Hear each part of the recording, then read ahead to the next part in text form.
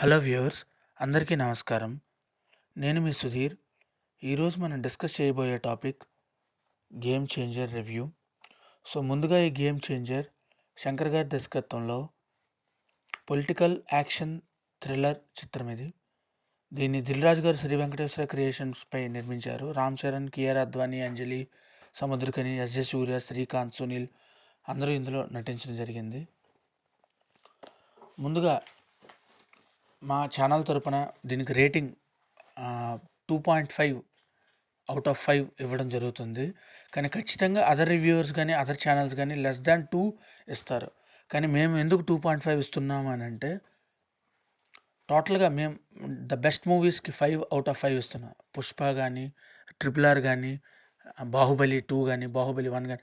వీటికి ఏంటంటే 5 out of 5 ఇవ్వడం వల్ల, అందులో హాఫ్ ఆఫ్ ద మార్క్ ఇది రీచ్ అవ్వడం వల్ల, దానివల్ల దీనికి ఇచ్చే rating 2.5 by out of 5. 2.5 rating ఇస్తున్నాం. కథ విషయానికి వస్తే, ముందుగా శ్రీకాంత్ ఆంధ్రప్రదేశ్ ముఖ్యమంత్రిగా ఉండి తన తప్పులన్నీ తెలుసుకొని బాధపడుతూ ఉంటారు. ఇందులో హీరో రామ్ చరణ్ గారు ఐపీఎస్గా ఎంట్రీ ఇస్తారు. ఆయన యాజ్ యూజువల్గా అన్ని సినిమాల మాదిరిగానే టెంప్లెట్ మాదిరిగానే ముందుగా ఒక ఫైట్, దాని తర్వాత ఒక సాంగ్, దాని తర్వాత ఆయన ఐపీఎస్ నుంచి ఐఏఎస్గా మారడం, అట్లాగే ఐఏఎస్గా మారిన తర్వాత సిటీ అంతా క్లీన్ చేయడం, ఉన్న రౌడీస్ అందరికీ వార్నింగ్ ఇవ్వడం, అలాగే ఆ సిటీని ఒక గుడ్ సొసైటీగా మార్చడం. దీని తర్వాత ఒక చిన్న పార్టీలో రామ్కి వాళ్ళ ఫ్రెండ్స్ అందరూ మీ ఫ్లాష్ బ్యాక్ ఏంటి, మీ లవ్ స్టోరీ ఏంటి, ఇవన్నీ అడగడం. రామ్ తన ఫ్లాష్ బ్యాక్ స్టోరీకి వెళ్ళడం. అందులో ఉన్న కాలేజ్ ఇష్యూస్ కానీ, లవ్ ఇష్యూస్ కానీ అన్నీ రావడం. అయిన తర్వాత ఇప్పుడు ప్రజెంట్ టైం లైన్కి వస్తే మినిస్టర్గా ఉన్న ఎస్జే సూర్య ప్రజెంట్ రామ్ చరణ్కి ఐఏఎస్కి వార్నింగ్ ఇచ్చి, మీరు ఐఏఎస్గా మీరు చెప్పిన ఆర్డర్స్ అన్ని రివోక్ చేయండి అని చెప్పి కంప్లీట్గా వార్నింగ్ ఇవ్వడం.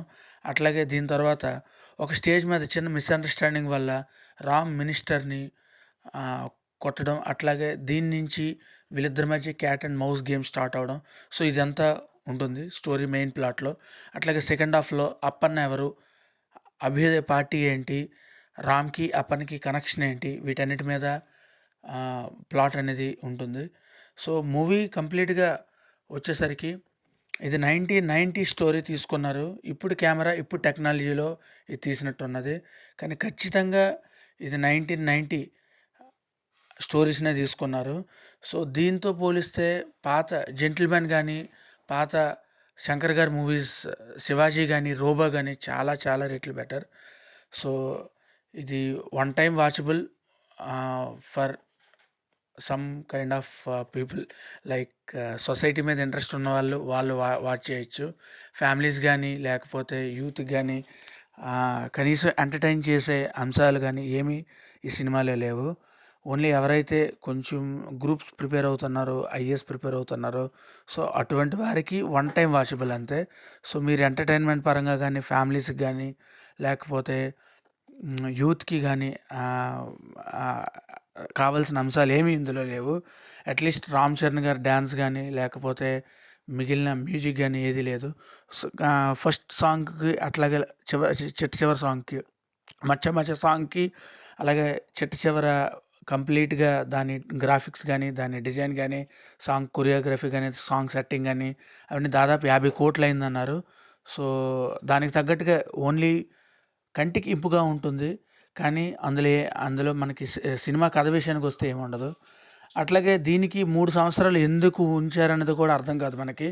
ఇది ఒక నార్మల్ స్టోరీ. ఎప్పుడో భారతీయుడు శంకర్ గారి ఆయనకున్న సమాజం మీద అవగాహన, ఆయన ఆలోచన, ఆయన థాట్ ప్రాసెస్ అన్నీ కలిపి ఉన్నట్టు ఉంటుంది. కానీ అసలు ఏది కొత్తగా లేకుండా ప్రజెంట్ జనరేషన్ కానీ, ప్రజెంట్ వెబ్ సిరీస్ కానీ తగ్గట్టుగా ఒక్క ఆలోచన కూడా, ఒక్క కాన్సెప్ట్ కూడా ఉండదు. ఇది కంప్లీట్గా మనం చెప్పాలంటే 1990s కథని ప్రజెంట్ టెక్నాలజీలో తీసినట్టు ఉంటుంది. కంటికి చాలా ఇంపుగా ఉంటుంది, కానీ మనసుకు అస్సలు ఇంపుగా ఉండదు. సినిమా మొత్తం కంప్లీట్గా కలర్ఫుల్గా ఉంటుంది, కానీ కంప్లీట్గా సినిమాలో సోల్ ఉండదు. Thank you everyone.